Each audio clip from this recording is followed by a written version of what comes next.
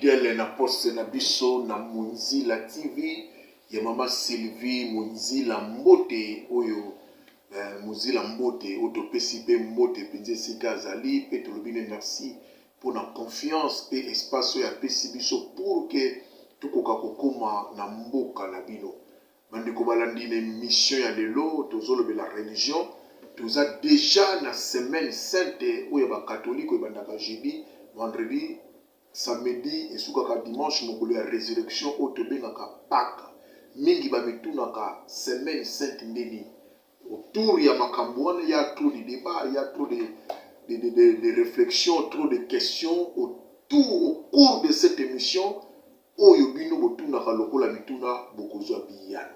Voilà pourquoi na sengi na bino bo zapete pour après émission oyo oko comprendre makambo ndenge ezalaka oko se retrouver pour kozwa réponse na mituna na yo. Et après cette émission, s'il y a encore des zones d'ombre qu'on manquait okomela biso to oyo tozali na platé lolo akopesa pe ba coordonnées na eboko benga moko pour à répondre bino parce que je sais que il a vraiment la matière na mutu mais kaka ningi zalaka ne bandele mission oyo to pesi Arlette Matuela madame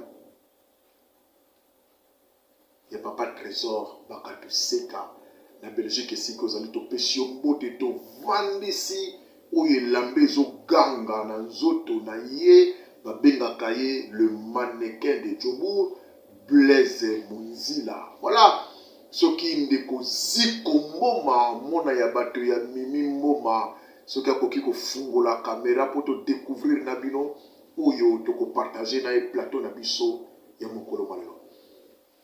Voilà, vous découvrez avec moi, c'est lui qui avec qui on va partager plateau à mokolo malelo na yebiki vous allez chaud pour nous tikele ngongate payer pas pour tikela ngai ngongate. Il s'agit bel et bien de notre frère Glody Lumembo. Glody Lumembo frère, bonjour. Bonjour. On ne sait pas si ce serait le baloboko parce que confination photo toto samobeko ya ba konzipe ya minanga par rapport ya bokono ko ezali bonne santé. Ouais, santé za malade malgré confinement. Za masa à son grâce. Obi que tema le za mamunene. Oh on l'a déjà dit la petite. Oui, na sujet à émission. Nzambe akamba biso auto le baté mo bakisa. O ko baté mo bakisa. Voilà, tout le banana ndeko Glody Lumembo ozana o ifrakana wapi. Bon, Nazali moko ya engagé il y a un groupe de prière à renouveau charismatique qui est comme Dieu à paroisse Saint-Michel, engagé dans le ministère de l'évangélisation. Nazape Lingal Mijaka, jeune catholique engagé, convaincu de sa foi. J'espère que convaincant aussi. Convaincu de ta foi. Donc, Simba me la foi catholique. Voilà, le colosse la foi catholique, ndeko Glody Lumembo, bandeko bolanda biso ne zappe pas pour oyeko bimawa, ngadi ki boko sepela. Donc, Glody Lumembo, to kene nanu, semaine auto koti babi makango, semaine sainte. Il y a des sujets à émission la biso parce qu'il y a des gens qui ne comprennent pas, il y a trop de questions autour de cela. Et l'imbolé la biso nan, semaine sainte. Ok, merci. Par rapport à l'intervention, il a placé dans la préalable. Préalable est que Nakolobela, Makambo Église catholique était là. Et Maté Église catholique, tout ça a trois sources. Il y a foi, tout ça la Bible, tout ça la tradition, la magistère. Ils ont ici quand on reposé, mais moi surtout dans l'obé. La main, source principale de l'Église catholique, c'est la Bible, magistère, la tradition, et quoi interpréter. Alors, plus comme mais là, pour autres la et quoi interpréter ma Bible le bi. Le lot la semaine sainte. La semaine sainte, Jacques Chrysostome, moko ya ngangamaye les pas avec épiscope pour la église catholique avec la grande semaine. Avec une grande semaine, et ça t'est peut-être bon grande semaine, va te voir au cancer sous apo, ils ont un micro le belé, tout ça va jouer dans un air belé. Tu bien une grande semaine parce que c'est la semaine où le chrétien célèbre le mystère et la foi chrétienne. Entre autres, mort et résurrection de notre Seigneur Jésus-Christ. Maintenant, il faut que la semaine sainte est dans colonie, mais aussi dans colonie. Semaine sainte est dans dimanche de Rameau. Et soukaka samedi saint. Semaine sainte est dans dimanche de Rameau, soukaka samedi saint. Pour être, et pas Yuda, le premier jour de la semaine, c'est le dimanche. Donc, dans la tradition catholique, tradition chrétienne, nous sommes catholiques, nous sommes dans une tradition chrétienne, judéo-chrétienne. Semaine sainte et dimanche à Rameau et Keiti samedi saint. Mais dans 4 semaines, il y a ce qu'on appelle le point culminant de la semaine qui est le Triduum pascal. Triduum dans le latin et Triduum 3 jours. Donc 3 jours et préparera ce qu'on a Pâques. Jeudi saint, vendredi saint, samedi saint. Mais avant Triduum pascal, les alliés lundi, on appelle lundi saint, mardi saint, mercredi saint. Si on a 4 semaine sainte. C'est la semaine sainte, pourquoi? Parce que nous allons célébrer le mystère qui est saint, le grand mystère il y a 4 il y a fois la biso. Saint Paul a le bien, on a 1 Corinthiens chapitre 15 verset 14. Ceux qui est aussi qualité. Oui, apparemment, il y a une foi catholique parce que dans la semaine où même les églises de réveil, le barapé, la membre déjà, il y a semaine sainte le vendredi et le jeudi. Il y a une question, pourquoi on qualifie semaine ou on a des saints? Oui, c'est ce que je suis en train de dire. Semaine sainte par rapport au mystère. Les saints mystères que nous sommes en train de célébrer par rapport à semaine. Okay. Institution, il y a le dernier repas à Jésus, il y a l'Eucharistie. Mort, il y a Jésus sur la croix. Passion, la mort, sur la croix. Et puis, résurrection. Donc, il y a tout, il y a la vie chrétienne. Donc, ils ont préparé Bisso na Oyo et l'équipe au centre Makasi. Il y a le dit, ceux qui y sont assez quoi quitter. Ils ont pas la catholique. Ceux qui y sont assez quoi quitter, mais il faut la vie chrétien. Nous surtout liés à la femme. Et par rapport à moi, nous avons pu se focaliser sur Triduum pascal. Triduum pascal, le bandit jeudi, vendredi, samedi. Mais avant Triduum pascal, il y a le Pâques. Le mot Pâques est outil dans hébreu, Pessa, ou l'exil passage. De tirer, on a Exode 12. L'Exode chapitre 12. Nzambe ayebisi Moïse okomisa bana ya Israël que lelo oyo babomaniama donc ezala pasi kapona bango ezala pasi mpona bango passage et puis makila wana bazwa batia na balento ekosort potangu esprit de la mort ekoya l'âge de la mort ekoya aleka passage aleka bandako ya bana ya Israël afrappe bapremier nde nyonso ya baégyptien. Et aussi passage pourquoi to se rappelaka passage ya bana ya Israël bauti Bohum en Égypte, traversé. Ils ont fait le passage de la mer Rouge. Ici, qui est dans le Naka. Némo na biso, na Pâques, tous allez na kat na Bohum, na kat na Bohum, l'isumu kangaki biso, ou ta koko na biso Abraham. Mais Jésus Christ a zo lekisa biso vers Mboka et Naka, Mboka oyo nzambe yemo lobi, miel na miliki et otanga. Et il y a mwana Pâques, et puis il faut te dire que non, malgré tout, les chrétiens n'y sont. Fêtera Pâques, Mukolo, Église catholique est fixe. Date à Pâques. Dans Mukolo, toutes les églises avec les églises de se converger. Voilà. Ils ont Mukolo à Pâques. Mukolo à Pâques. Date on a Batunios va reconnaître. Batunios surtout va reconnaître. Batunios surtout va reconnaître que notre date sur l'Église catholique a fixé. L'Église catholique a fixé sur base de quoi? Ce que tu as dans Exode chapitre 12 verset 2. Moïse a ici dans Israël. Nzambe a ici Moïse. Exode chapitre 12 verset 2. Moi oyo et ozala moi oyo na ko bimisa bino na bombo. Abengi yango na epa ya ba hébreu moi ya Abib. So tangi on peut dans Deutéronome chapitre 16 verset 1 moi ya Abib. Eza moi oyo Nzambe a bimisa bango na kata bombo bo fêter Pâques, la Pâques juive. Na kata na moi na bokolia pain sans levain. Donc ezali temps entre printemps. Donc début à printemps, donc fin mars, début avril. Ils ont attendu que les Juifs vont fêter fête à Pâques. Maintenant, ce temps où ils sont joyeux, avec l'évolution, ils ont 14 de Nissan. Donc, Mukolo, il fallait fêter Pâques, ils ont fin à mois mars, dans le calendrier grégorien, début à mois avril. Jésus-Christ, jour à fêter Pâques. Donc c'était pendant ce temps-là. Il y a fin mars, début avril, a fêté Pâques et c'est la nuit où il a été livré. Et Pâques, il va faire le 14 de Nissan, point de référence, c'est le premier jour à pleine lune, le printemps. On va dire 4 saisons, le printemps. Donc, à l'IA qui y partit, jour à pleine lune, dimanche oyo elandi donc dimanche oyo elandi plein lune nde mokolo asekwaki yango wana église catholique atalaka par rapport à calendrier lunaire na mois il y a entre mars na avril jour plein lune ekozala dimanche oyo elandi bafixe pas yango wana Pâques ezalaka toujours entre le 22 mars na le 25 avril c'est toujours dans ce temps là biso tofeta yango comme polémique te biso tofixaka date wana et 3 jours elandaka avant dimanche wana donc jour à pleine lune na bajour elandi tobenga yango triduum pascal triduum pascal ebandi na jeudi tobenga yango jeudi saint mokolo ya misato mosantu likambo nini elekaka jour ya jeudi saint wana na ntongo ya jeudi saint ezala na misa moko oyo épiscopo donc l'évêque du diocèse asangani na banganga nzambe na ye nyonso tu donc na baprêtre na ye nyonso tu mpo babenisa mafuta babenga yango messe chrismale. Voilà, tout ce qu'on a.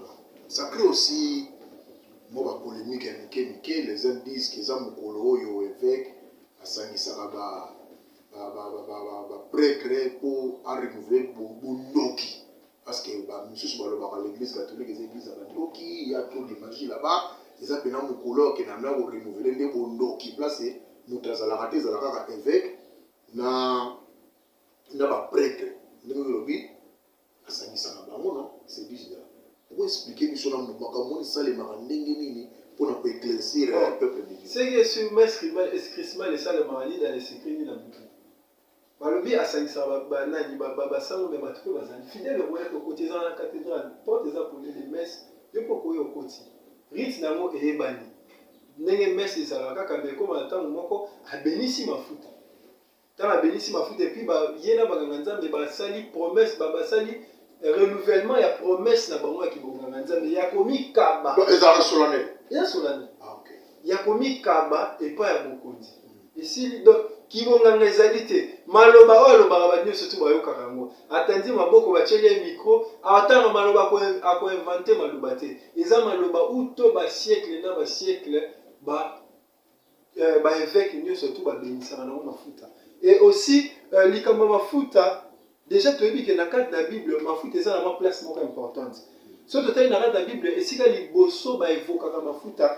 ezalaka na Genèse chapitre 28 verset 17 ndeko obi mafuta wana ya mokolo ya jeudi ça abenga ngo comment on appelle Saint crème messe chrismale donc messe ya mafuta chrisma en latin l'huile donc l'huile donc évêque azobenisa mafuta pour renouveler bonganga likolo ya oui et puis mafuta wana baosalela wana baparoisse nyonso surtout mpona basacrement voilà sikoyo mafuta wana na oyo lelo ndenge ezobengama huile d'onction différence ezali to ezaka likambo moko mais peut-être ka jeu de mots bon ce qui est sûr na kati na bible nde nauti oloba ngo mafuta signification mafuta so tali na Genèse bato mayelo batanga bi bayesa biso keno ezalaki répandu na batradition nyonso ke mafuta ezalaki quelque chose oyo ekoki kosalisa biloko Jacob azwi akomi na esika moko azokende pa laba azwi alali azwi libanga moko atie na motu alali aloti amoni escalier banzelu baomata baokita ntango asituki abi esika eza esantu azwi libanga na ye wana apakoli ya mafuta babengi yango Bethel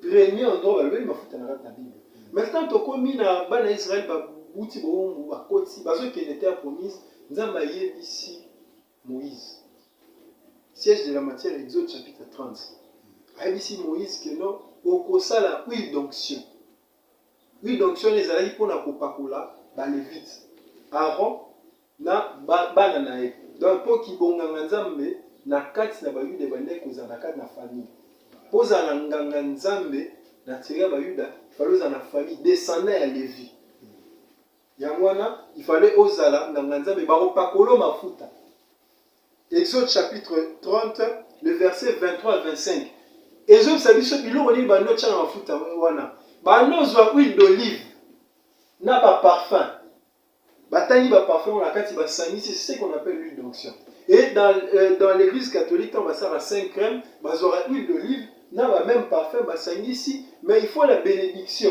de l'évêque donc maloba bénédiction ya évêque abénisi yango nde tokoki kosalela yango na kati na baparoisse basalela yango na basacrement initiation chrétienne mingi baptême na confirmation et puis basali yango mpe na sacrement kibonganga c'est huile wana nde bapakolaka banganga nzambe na baepiscope jour consécration na bango to ordination tozalaka na mama mafuta pour okende na tikelo temps pour lobi mwa mingi même huile wana yango nabengaka onction de malade dans l'église jour wana bon nabosana koloba ngo l'évêque bénit 3 huile 5 crèmes, l'onction de malade, n'a eu la catéchumène. Ah, 2 ans, 3 sortes. Voilà. 5 crèmes, les alliés pour le sacrement. Baptême, confirmation, na kibongano. Na épiscope. On va renouveler la paix du couleur d'Anganga. Voilà. 5 crèmes. Onction de malade, les alliés mafuta, au bapakulaka ba malade. Totali na kati la Bible na Luc chapitre 6 si je ne me trompe pas balobi baye kola yezu bande koleka partout babengani mabe bapakola mafuta kwa bika il guérissait les malades par lui et dans Jacques chapitre 5 nanya lobi Jacques alobi na Jacques chapitre 5 alobi so mutu aza maladi abenga bampaka ya église ya bapakola mafuta bon ezali erreur à traduction na français babenga les anciens mais normalement le Nouveau Testament, comme on a grec, a bien un presbytéros. Le Nouveau Testament, c'est au moins ancien. Ils ont un presbytéros, comment on appelle, la traduction par presbytre, nganganzambe. Jacques Albert va bien en mutuelle, c'est bien nganganzambe. Ah, pas que les mois, on a l'église catholique, nganganzambe, après ça, sacrement, il y a onction de malade. Donc, ma foute, on va bénir ça, les aramis. Ils ont été que non, on va bénir ça, ça, ce sont des racontages. Question d'Angé Ali, parce que Batouming, ceux qui ne croient pas là, tout le monde a une famille belée, bon, il y a des fois catholiques, comme ça, na foi na babo. Ceux qui ont un zamba ya pakola mafuta, mais tellement mafuta, ceux qui ont pakoli mutu, mutaku fara eka. Na lingi ko éclairer dans bande na place, on a pour onction de malade, mais bara. Donc, comment on appelle, ils ont mafuta toujours pakola na boyambi. Ils ont la onction na ngona bunzambe ko kiko guérir. Parce que ce qui est sûr, toute prière est légitime. Prière n'est tout ça, c'est légitime. Mais que ta volonté soit faite. Volonté, nous sommes ça na boyambi. Nzambe abikisa. Et batebele pe babikaka. Mais ce qui peut mutu akena liwa Jacques alobi kena mafuta wana non seulement ebikisa eglise za masumu. Ah OK. Ouais, donc biso to sali o nzambe alobi, o Bible lobi. Mais nzambe peut-être on a souveraineté a vu à retirer mutu na kati na ligne et puis et onction des malades et conduisant na liwa tengamo onction des malades naziongo plusieurs fois. Malebele déjà na zwa sacrement onction des malades malana mbala mais tozali nzambe azobata ezate ke no te malade nini moko babenga kango et bapesa ngo po mutu akufa te. OK, d'accord. Et donc c'était ça par rapport à messe chrismale. Et ça le m'a mis jeudi na tongo et ça les 3 jours avant nan. Avant mon 3 jours avant Triduum Pascal. Et puis na pourquoi tout ça on benga célébration à jeudi saint. Jeudi saint ba benga ngo le repas du Seigneur, le dernière scène. Hein? Batube ya mingi ya l'église protestante évangélique ba benga ngo sainte scène. Sainte scène, c'est en latin qui veut dire la nourriture, le repas, le souper. Dernier repas à Jésus. Et na kati na messe wana ya jeudi saint, eza na mwa ba partie partie ya liboso na toyebi célébration de la parole. Parole ba lobelaka. Exode chapitre 12, o nzamba yobi bo boma agneau bo liaye. Et tout et na deuxième lecture ba lobelaka 1 Corinthiens chapitre 11. À partir du verset 19, 26, à partir du verset 26, au mokonzia nani Paul, alors que nous mukolo oyo balivaka Yesu, azali na baye kolina ya kabula ki lipati abénissi et tout. Et na kati na évangile il y a jeudi saint balobela lavement des pieds. Yango wana ba cérémonie esalemaka. Jour il y a jeudi saint ezamini lavement des pieds, célébration de l'Eucharistie et puis procession à Saint-Sacrement. Donc, Eucharistie, donc, lipa, a vu à bout qui lipa. So, siège en matière zakana, Matthieu chapitre 26, hein? Matthieu chapitre 26, verset 27, 28, 29. Balobi mokondi, azala kina bae kolinae, avant ba livrer, azu lipa a bénissi, et il rendit grâce. Babi, il rendit grâce. Nouveau Testament, comme on a grec, verbe rendre grâce, dans le grec, ils ont ekaristo. Il est ici ekaristitia. Donc, l'action de grâce. Yango wana biso, répond à tobenga yango Eucharistie. Alobi, ceci est mon corps. Habitez, ceci est comme mon corps. Habitez, ceci est mon corps. Donc, ils ont vraiment nous autres. Et puis, pour la biso, ils allaient jour oyo, instituer Eucharistie, instituer pe bonganga. Il ne peut pas y avoir d'Eucharistie sans ministre de l'Eucharistie. Le ministre de l'Eucharistie, c'est le prêtre. Donc, instituer bonganga. Bango azaïka na ba 12 wana. Mais à la qui ça va ndeni na rosa l'Eucharistie, a pratiqué la bon pouvoir wana.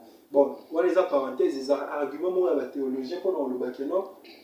La lanza ba rosa ra moi mobile. Toujours wana azaïka na ba mobile, na kani parenthèse wana instituer qui Eucharistie. Donc, célébration de la parole, lavement des pieds. Parce que idée maîtresse, il y a Kati, il y a, comment on appelle, il y a jeudi 16 Alaka, le Seigneur nous donne. Hein? Le Seigneur nous donne sa vie et il est aussi serviteur. Serviteur à Sokoli Batubani Nimakoli. Donc, service à Mounier Nzambe, à Jésus, à ce papa, pas ça, il nous rend service.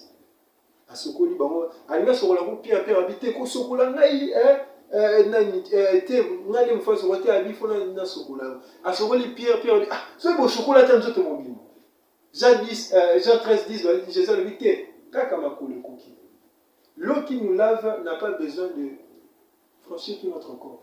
C'est pour ça que des gens disent baptême, parce que baptême aussi veut dire plonger ou laver. Donc, quand on a Sokolo Makolo, on sent qu'il s'habille déjà. Voilà, ça c'est aussi une parenthèse dans une Kangi. Après, lavement des pieds et la célébration de l'Eucharistie, parce que vraiment, toujours célébrer la messe ou la institution Eucharistie, le repas du Seigneur. Alobi yango na Luc chapitre 22. Luc chapitre 22. Dans Luc chapitre 22, alobi yango na verset 19, Abi faites ceci en mémoire de moi. Et dans 1 Corinthiens 11, deuxième lecture, je dis ça. Abi, à chaque fois que nous le faisons, nous proclamons la mort du Seigneur jusqu'à ce qu'il revienne. Jésus-Christ a dit qu'il a fait des gars. Au salakamo en mémoire de moi. Et nous, dans l'église catholique, nous commémorons le Seigneur chaque jour. Parce que tu dis que dans Matthieu chapitre 28, je suis avec vous tous les jours. Et ça pour la critiquer, oh, pas la bonne, ça on a battant mon corps. Pour la maison, on va bien le reconnaître, mon kondi kaka, na tamwana. Mais pour la biso, chaque matin, chaque jour, nous célébrons l'Eucharistie. Nous célébrons le Seigneur. Mon kondi oyo, à kufa pour la biso, assez quoi pour la biso. Tout célébrer kaé, les coloniaux. Après wana, et la procession du Saint-Sacrement. Tout ça, la procession, dans l'Eucharistie. Atamboli na on carte na fidèle et puis aye tika on esika on bien en reposoir. Donc à partir de jeudi saint 10 samedi saint nous autres Christ va dans la tabernacle. Abomi veilleuse nous autres Christ le ngwe et va na reposoir. Mais avant ça la procession et là moi il y a signalé messe jeudi saint bénédiction finale des alaratés. Mais dans la messe bénédiction finale plus formule à renvoi. Zamba benzabino kombo tata pe mona pe limo santo bande komi ceci bo kena bobo tezala raté. O eza lokola to koti na kati na cérémonie na mise bandi to koti na kati na lo moto revivre pendant 3 jours. Ba conclure en moti. Yango mingi ezalaka avant ça la procession atomolika maboko apesi bénédiction. Et puis bénédiction est sous la formule trinitaire. O kombo tata apesi bénédiction après azui atamboli na Saint-Sacrement. Tellement qu'il a dit qu'on a reposoir ba Kristo ba panzani ba kingi. Sikoyo nyonso tu oyo po ecclesia ali ko etike na ba apostole na temps ba porte bane osala kaka ndenge ba Petro osala lelo to ebandi sima na ba porte makambo nyonso tu na kati na église catholique to salaka oyo Bible lobi na oyo ba apostole batiki na biso. Soki de tangi na Jean chapitre 21. Jean chapitre 21 ma dernier verset. Jean lobi mais moi surtout on a l'oubli oyo à part ça yezo sala maramu susu mais surtout to tchao na kat na buku ekokati ezana mai oyo ba apostolo ba sala yezu asala atiki ba apostolo batiki la bato wana babenga ba père de l'église Saint Irénée Saint Polycarpe de Syrie les bateaux avant na apostolo nde ba transmettre biso motinyo ya wana babenga pe sous service tradition qui vient du verbe latin trader transmission. donc nyonso to toloba oyo baapôtre mpe basalaka basalaka yango bazwi batransmettre ti ezokita na pour ntina. commémorer. Donc commémoration eza lokola boyi bokota na kati na événement wana, souvenir wana, mémoire na kati ya nini wana bokota mpo borevivre yango. Bon, soki opermettre tokota mbala mona na vendredi saint mpo télévision eza ngonga to wana vendredi saint samedi epuis tokoti na résurrection. Oui, vendredi saint jour mokonzi akufaki. So totali na kati ya bible na Marc 15, Luc 23, Matthieu 27, Jean 19, balobeli la passion du Seigneur. Ndenge nini mokonzi akufaki, mais toyebi eno omo ezali vendredi, le jour avant le sabbat. Toyebi ke ezalaki vendredi. Toyebi ke eza na katikati ya nani ya journée, donc midi batiaki ye na kuruze. Toyebi ke non na 9e heure ya jour, donc jour pas la baron na monte te, mais jour les attend moi il 6h, 9e heure jour 15h à 4h monté. Et on a 15h l'église catholique union sur la salle à chemin de la croix. Chemin de la croix ezali na cadre de tradition. Et bandaki ndenge temps ils ont confié ils ont sécurisé accueilli ba premier chrétien ba yebaka que non jour to bando que tiki ba kunae akoyara awa asalaki boye asalaki wakutanaki na intel pour commémorer toujours babandaki et ainsi de suite pratique wana etikalati lelo biso tosalaka chemin de la croix. Dans chemin de la croix ici bato akei sikoko liturgie ya vendredi saint oyo ebandaka célébrant aokota mibwaki na mabele mpona kosignifier faiblesse, souffrance. Donc c'est un moment il y a pasi ya matin ici célébration de la parole. Après célébration de la parole tu es vénérer croix, tout vénérer croix, tout vénérer pour la ligne. Tu vas critiquer la mission, mais naïvité ce matin dans 1 Corinthiens chapitre 1 verset 18. Donc pour la lobby que non, pour la chose à bon, mais pour la chose à la force de Dieu. Tu es vénérer. Donc la vénération c'est un profond respect pour une personne ou quelque chose. Tu vénérer quoi? Après vénération de la déjà en pleine messe ningi bato bayaka bapesi mosusu basimbaka kowa oyo ezalaka to mosusu bapesa yango mwa bizu ekréera déjà polémique ezali vénération ezali idolâtrie même pour bozosala yango na libaya ya pamba. Ça crée déjà un débat. L'idolâtrie est liée à l'adoration. L'adoration c'est un sentiment profond du cœur. Hein? Et qu'on voit que non, c'est vraiment un sentiment profond pour une personne, donc Dieu. Et l'adoration n'est pas liée à des gestes, mais c'est vraiment quelque chose qui vient du cœur, qui peut pousser à certains gestes. Tout le monde, Nathan et David, face contre terre, il s'est prosterné. On peut dire qu'il était aussi idolâtre. David, il s'est prosterné.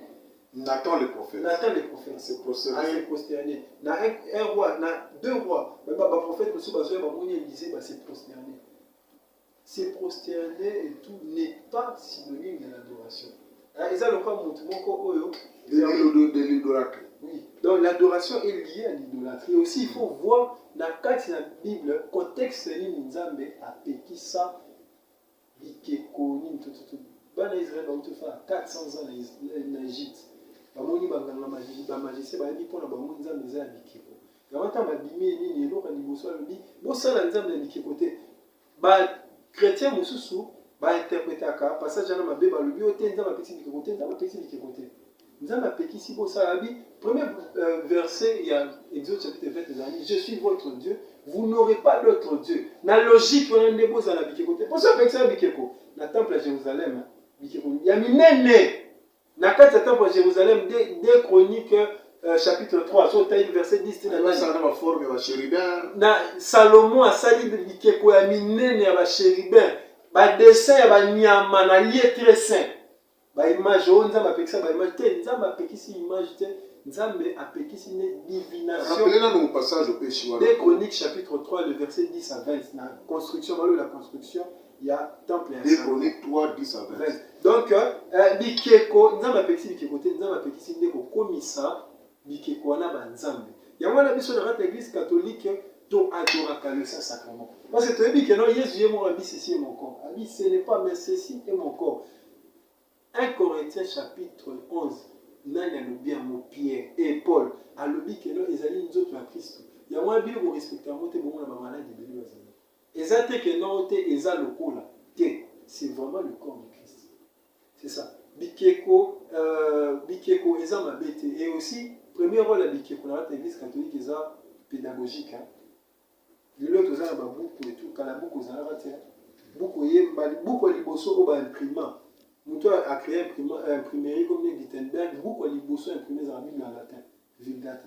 En 1550 et quelques. Donc pendant 1500 ans, l'église catholique, tu vois, tu as enseigné, les chrétiens, enseigné par Bikeko, par l'image, parce que moi, dans le lot, attends, peut-être liberté, ma oui, Bissau, tant à côté, tu que Jésus, ça, qui boit, ça, qui boit, ça, qui boit, ça, qui boit. Il y a un moment, la plus sexy, moi, Bikeko, moi, il y a sur la croix, tel, Nicolo, moi, je t'ai lancé, moi, tel, il non.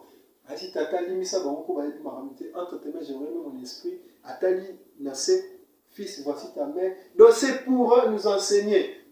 L'église catholique a tiré à Cameroun à Deutéronome chapitre 6. Deutéronome chapitre 5, Nzambe a fait 12 commandements. Ils allaient un peu, comment on appelle, Néhémona, Exode 20. Mais bon, ça a été côté tout. Mais dans Deutéronome chapitre 6, il m'a aimé surtout à saler les binos.